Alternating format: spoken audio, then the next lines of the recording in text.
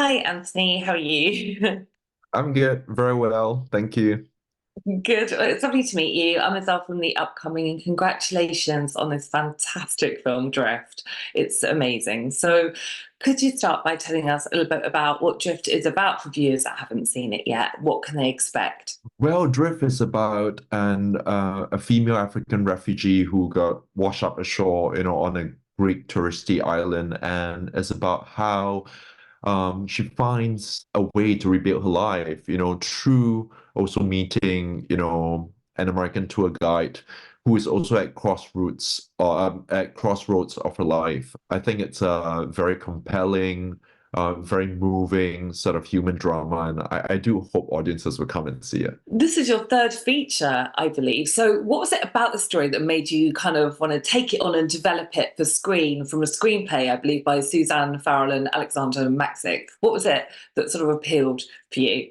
I've known, a number of the producers for many years, and in fact, two of them were sales agents for my first and my second film. And several years ago, they brought me this novel, which I read, and a very, very early version of the screenplay written by Alexander Maxick, who is the novelist. And together with the producers, we brought on Susie Farrell, the screenwriter, British-Irish screenwriter, and we were very, very collaborative. We worked hand in hand for 2 years to literally bring this from the novel onto the screen. I think I wasn't sure at first, but because I wasn't sure, culturally, this film, it's quite a departure from all my previous films. My previous films were all made in Asia and Singapore. But there's something about the subject matter. There's something about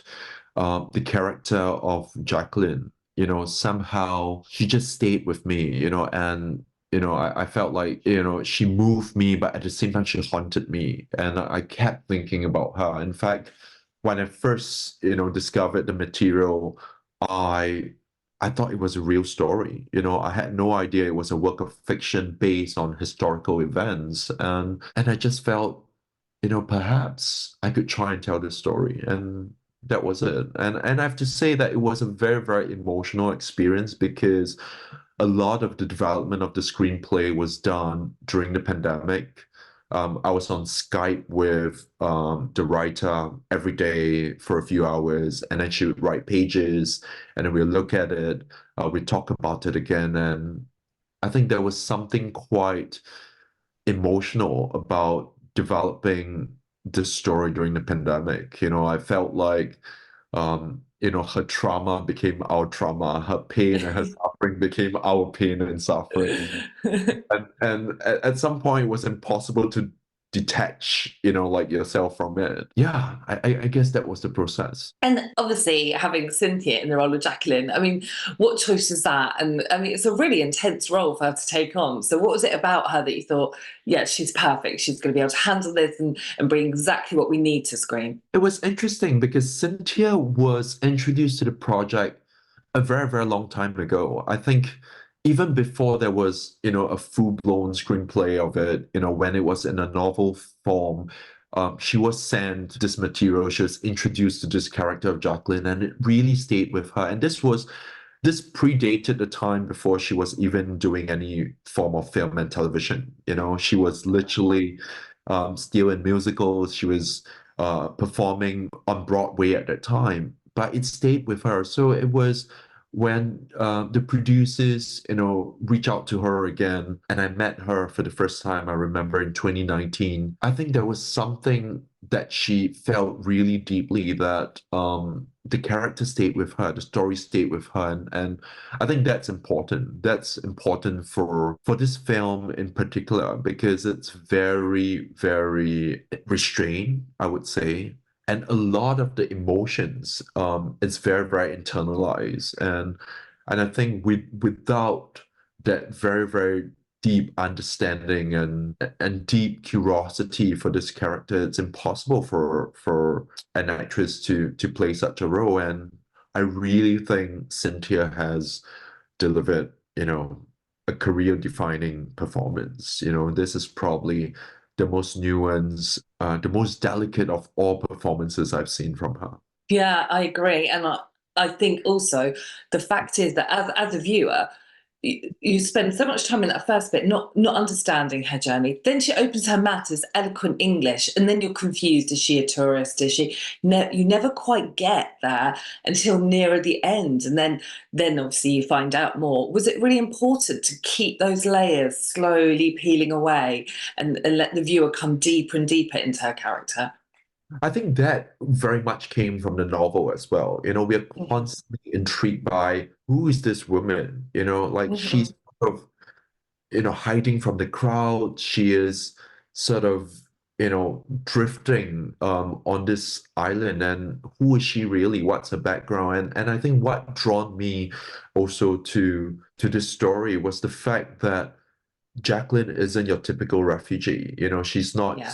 from some poor war-torn country. She came from a place of privilege. She was from establishment. Before she could even, the moment she opens her mouth, she has this posh sort of like English accent, and you're surprised, like, who is this person?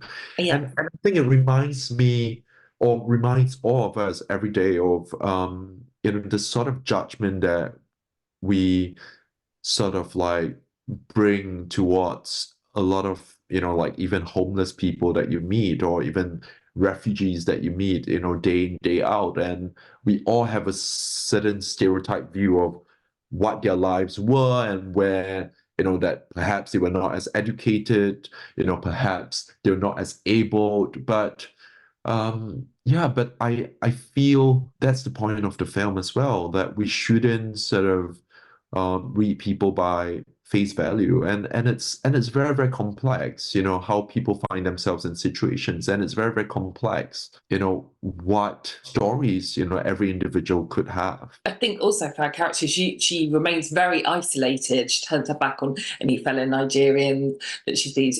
She has to look after herself. She's very intuitive to danger.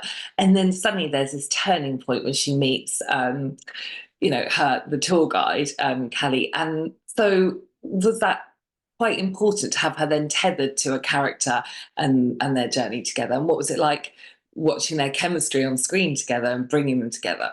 This was also, a departure from the novel as well. In the novel, she meets Ah, okay. characters. She meets 10 different characters, and she's literally just drifting without real intent, and she's constantly hiding away from the crowds. And it's only towards the end where, she forms some kind of relationship with a waitress at a cafe, and she decided to tell her story. But what I've done is to combine two characters, which is an American tour guide and this waitress in the novel, to form this character of Kelly, because so it became more of a two-hander. I just felt we needed more sort of dramatic structure, and we needed more of a character arc. She couldn't just be sort of like walking around aimlessly for 1 hour in the film. And I think that really sort of unlocked the film for us. And if you were to look at all my films, all the films that I've made, it's always been an exploration of sort of strangers forming very deep connections and bonds. And interestingly, like it's the same for Drift. I always treasure sort of like such moments where sometimes the people that get you the most might not be the persons, like they're closest to you.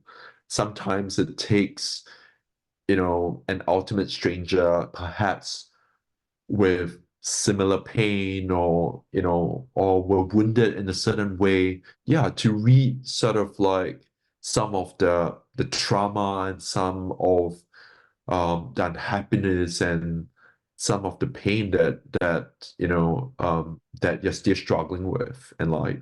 And I think also what's quite interesting is you kind of wonder if they're going to step into a romantic overlap. It feels it, and then you don't see it, but there are parts to it that are really symbolic. You've got her nudity actually shows her vulnerability and not her sexuality in this relationship.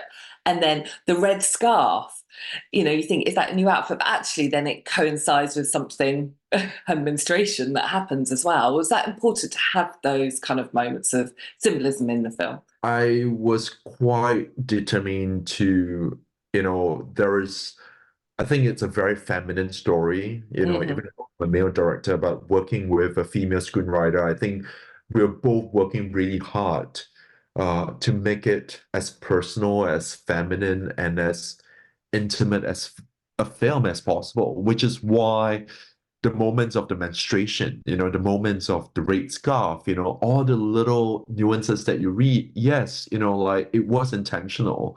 And Hmm. but we were trying to do it without being too on the nose as well. I think it needed to be it was intimate, but also very delicate. And I was very, very sort of wary of sort of going too far into, I think, whether is it a romance or whether a friendship, I think it needs to be, a kind of bond that extends beyond just friendship.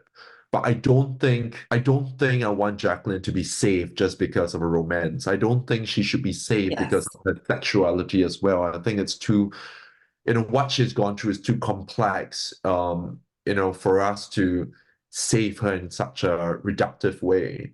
But I think that complex bond is important. I think it's about her learning to trust again, learning to connect with her humanity and connect with the community again. And she first needs to find someone that she could trust. Yeah, I see that. And also in terms of the location, obviously, I did read that you couldn't film in Nigeria. It was complicated and financially, etc., etc. So was everything filmed in Greece, and were there any challenges with that as well?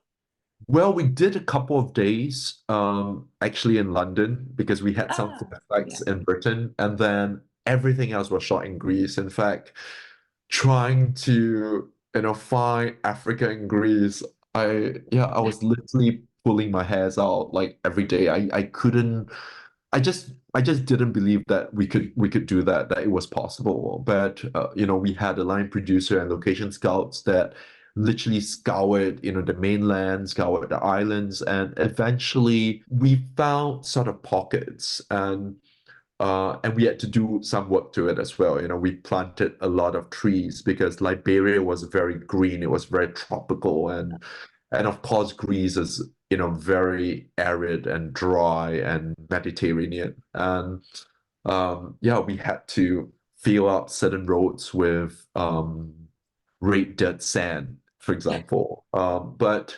I think we created quite a believable version of Liberia, of Africa, and like I'm very, very grateful to the production designer and the entire Greek team because I think we made the impossible possible. But I have to say that a lot of the present day story happens on a Greek island, and it was also my intention that that landscape, that Greece or that island is very, very much a character in the film. And when we Hmm. work really hard to find the right locations, because for me, it wasn't just about her story, but it's also about that tension between, man versus the environment, man, against that landscape. So if you were to carefully look at a lot of how we frame this film and the mise en scène of the film, you'd feel that it wasn't just her face or the plot that was giving us the emotion, but I feel that the landscape or this island that we've created, this Greek island, is very, very much capturing the emotions of the entire piece. Yeah, I completely agree with you. And can you talk a little bit about working with Ray Olanigu as a composer on this film and that journey as well? We had a wonderful composer on this. Ray, I've worked with him for the first time. We very much wanted some African influences, because it's very much an African story. Ray's from Nigeria. So my brief to him was, yes, we are not going to go over the top. It needs to be subtle as well, but we wanted some kind of cultural influence in the music as well. He didn't have, a lot of time to work with the music, but he really connected, with the film, after he saw the edit of the film, and I think there was some really beautiful work that he did for this film. I felt like he was basically sort of composing a lot of the subtext. So a lot of stuff that isn't said on screen, you feel it in his music. And I think that's a real standout in this film. It's not one of those scores that you just feel like, oh, it's this massive big team that sort of stays in your head and replays, but somehow it seeps like underneath your skin, and it stays with you, and at the end I think there's something quite wonderful he did with the music on this piece. And I was very, very careful that it wasn't one that became a score that would overtake the film. I felt like it was very important that the score was being married with the picture. I think you did an amazing job, as did he. Thank you so much for bringing this to screen.